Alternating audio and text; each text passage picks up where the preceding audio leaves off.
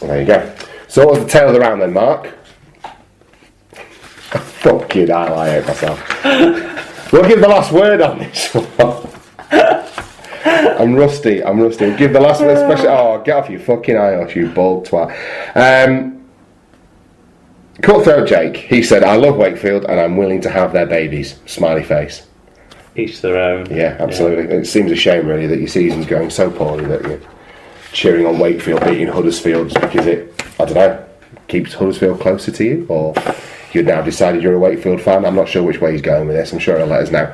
Right, Mark, thank God I saved it to the end, eh? What's the tail of the round, mate? Well, not a great week for attacking rugby. No one's going to be surprised.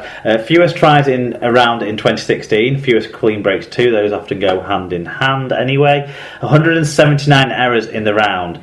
15 more than last week's worst of the year to that point. A big reason for why the attacking numbers are down, obviously. With the errors so high, the fewest count of successful offloads too isn't shocking. So lots of low numbers apart from one disappointingly high number there. Okay, and in the predictions and Super Boo Dream Team standings, how have things been going? Yeah, disappointed again, Tom. We both had a woeful 2 out of 6 on the predictions this week. Reigning champion Dargana has gone to the top of the table in the Super Brew, though it was Sean Orton who won the yellow cap, Ian Gatwood taking home the spoon. So that's a few year one listeners there all getting involved. A newer listener on board in the Dream Team though, Alan Bagley, he stays top and in fact extends his lead with a top score in the league this week of 692. Fantastic. Well done to Alan, he is relentless. He certainly is. Okay, that's the Super League well and truly covered. Let's take a look now at some results from elsewhere in the world of rugby league.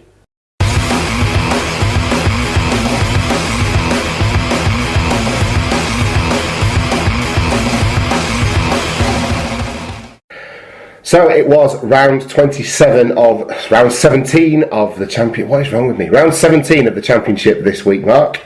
Started Sheffield. They lost at home 10 points to Batley Bulldogs 24. It was a 12-all draw up in Cumbria as Whitehaven took on Halifax. Dewsbury were 46 points to 10 winners over Oldham. It was Leigh 16, Featherstone Rovers 12 in our championship game of the week, and a close one there at the Leigh Sports Village. Swinton lost at home by 16 points to London Broncos 44. The Broncos continue to do very well. 42. What's up with me? I'm really sorry, I'm knackered. I'm not even tired. I don't know. It's only reading. Yeah. I'm doing it really badly. And the final fixture of the weekend saw Workington. Just because I know we have a lot of listeners who are like London fans, so they'll correct us, so you might as well get that. Try and get that one right. Yeah. It was Workington 22, Bradford 29, which means that Leigh stayed top from London. Halifax moved into 4th. Bradford, though, could overturn them if they win their game in hand against Oldham on Wednesday, and Leigh can seal their middle 8th spot with a win next week against bottom of the table Workington, which I'm fully anticipating to do. So starting to sort of settle into place now. There's obviously a question mark around the Halifax, Bradford, Batley and Featherstone grouping there. Workington are looking pretty doomed now, unfortunately. They gave your boys a run for the money, and Jared Samet keeps loves to play well against us. Keeps playing well the last few weeks. He's playing really well, but in terms of attack, but obviously the side just don't have enough. Yeah, I mean, the only thing I'd say in favour of Bradford is that we've got 3 games in a week at the moment, and I think Ron Smith has shuffled the side a little bit because there were 4 lads on debut for us and a couple of youth team, a couple of under-19s that made their way into the squad as well. So he is shuffling the pack a little bit because the team that they've announced for the game against Oldham looks much more like the first choice lineup, shall we say? Right, okay. And we had guys like Lewis Charnock making his debut and Kieran Moss as well. So, let's see how that develops. I'm a little bit disappointed that we didn't get any fan reviews in on any of those games this week. That's a bit of a shame. Yeah, you lazy buggers. Okay, into League One then. It was London Strollers 42, Barrow 34, Coventry Bears 48, Oxford 10. Hemel Stags lost at home 18 points to the Gloucestershire All Golds, who managed 48. It was close up in the North East as Newcastle lost at home 22 points to Toulouse's 32. North Wales Crusaders were 22 points to 30 losers against the Keighley Cougars, and Doncaster wiped the floor with South Wales by 54 points to 4. Dave Brown got in touch with us. He's a Doncaster fan. He said, walking the park today for the Dons. Not perfect, but they didn't need to be. South Wales offered nothing in attack or defence, and the Dons didn't have to do much to exploit this. Tom Carr with 100% kick success was impressive at fullback in wet conditions. Azue is a tank 2. Aizu. Aizu, yeah. Aizu, Macaulay Aizu. Yeah. There you go. And the final game of that round saw York City Knights beat the Hunslet Hawks by 32 points, 24. Undefeated to stay top of the pile from Rochdale and York. Into the NRL, and it was round 13 of regular season play. The Broncos took on the Canberra Raiders, Mark. Yeah, we've already talked about Greg Eden played in this game for the Broncos, but on the other side of the field they might have lost, but they put in big efforts. Hodgson with 42 tackles, Whitehead with 43. Fantastic. It was West Tigers 30, South Sydney 14.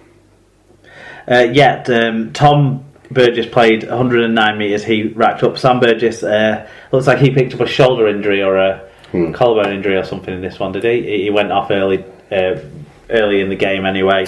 And the Tigers, though, champagne stuff. Yeah, speaking of the NRL and speaking of, well, I won't give it away too much, but do you know who the leading error maker in the NRL is this season? Handling errors wise. No. Sam Burgess. Oh. According to what I was reading in the paper today, it's astounding, isn't it? Best player, one of the best paid players. We got some feedback on this one. He's pushing offloads that aren't there, isn't he? Yeah. That's one of the symptoms of being in a struggling side, I suppose. Yeah. That's how I justified it to myself in my own mind, but I still thought it was an interesting stat that he leads the league in handling errors. Rich Wilkinson got in touch. He said it was a great win for my Tigers. Some of the best tries you will see. They won't make the 8. Check out the highlights of this NRL also ran team. In contrast, I watched Super League's top 2, Hull versus Wire. What a total bag of shit that was, same as Wire versus Saints the week before. My Rhinos are running at last, so I just sound bitter, but Super League is fucking woeful. There you go. It was the Knights 14. I don't think the Tigers are out of the running at all for the top 8. They're in that group, aren't they, on 12 points, sort of. So they're only one win outside the top 8 as it stands. There's just a lot of teams in that melting pot. Bunched up, isn't it? Yeah, they could put a run together, couldn't they? Okay, Knights 14, Warriors 50. Parramatta Eels beat the Gold Coast Titans by 22 points to 12. Another team that's struggling, the Sydney Roosters, were nilled at home by a resplendent Melbourne Storm side by 46 points to 0. It was the Roosters. Fuck the Roosters. To be fair, Joe Burgess is injured at the moment. He picked up an injury, I think, in training in warm-ups for the game. Galoolarong team. With the New South Wales Cup side. So there you go. It was Manly Sea Eagles 24, Penrith Panthers 31. The St George Illawarra Dragons lost at home by 16 points to the Canterbury Bankstown Bulldogs is 34. Yeah, that was this morning, and Gareth Widdop had a try assist. Mike Cooper also playing for the Dragons, but James Graham was a standout as always for the Doggies. 192 metres for Jammer. Yeah, but the top of the pile is reserved for the Cronulla Sharks, Mark, and they were 13 points to 10 winners over reigning premiers, the North Queensland Cowboys, also this morning. Cracking try from Valentine Holmes, an intercept try that saw him run about 95 metres and turned the fullback inside out a couple of times as well on the way. Worth having a look. Things going from good to great down in the Shire.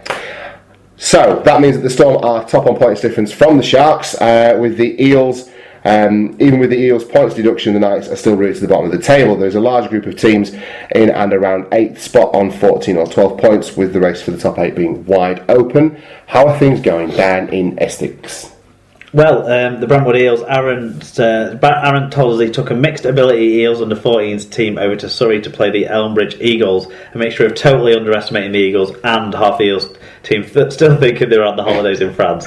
Resulted in his age group's biggest ever defeat. They lost 42-0, so let's hope those boys bounce back next week. I think they're playing the St Albans Centurions next week.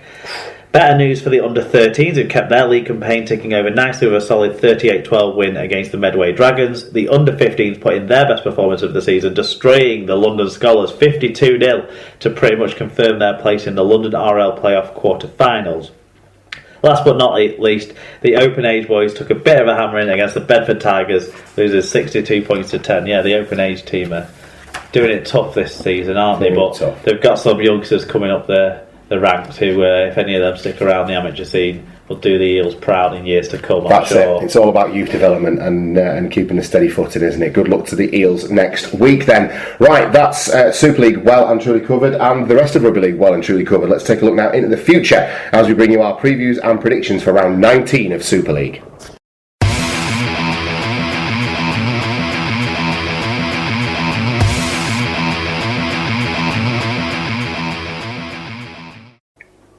Right, so Mark, round 19 of Super League then. We'll start the weekend with the Battle of the W's, Widnes'd taking on Wigan. Your boys will be looking for a bit of vengeance following your home defeat to these guys earlier in the season.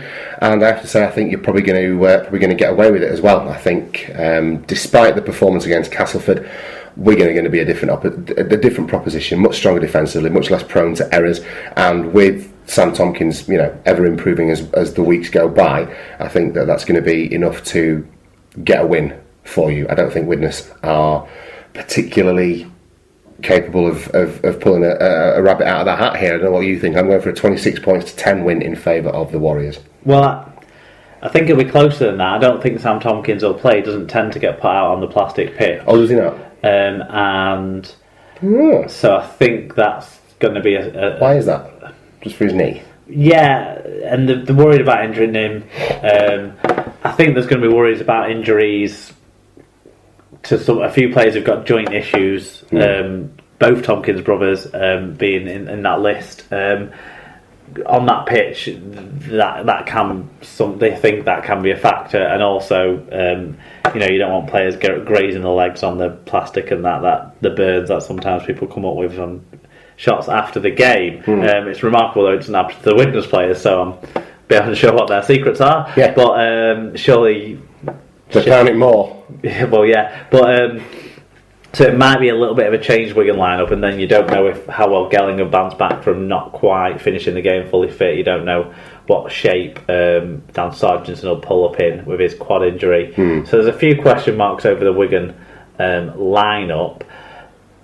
That being said, we owe him, and it's a different part of the season to when we played them before. They were red hot, everything was sticking back then. They are struggling. Even with the win last week, it wasn't exactly like we said before. They took advantage of an opportunity that was put in front of them, and I'm not sure Wigan would be wanting to give away that same opportunity. So I'm going to go 26 points to 18 still in favour of Wigan, and I hope so, because I've had a couple of disappointing journeys to Widnes in the last two seasons, so get a good one, please. There you go. Okay, so Warrington take on the Catalan Dragons then on television on Friday night, and they can't be any worse than they were last week, Warrington. Surely they can't make that great number of errors again. I think they're going to fix it up this week. I think they're going to get things right in training, and that'll translate to a good performance on the pitch.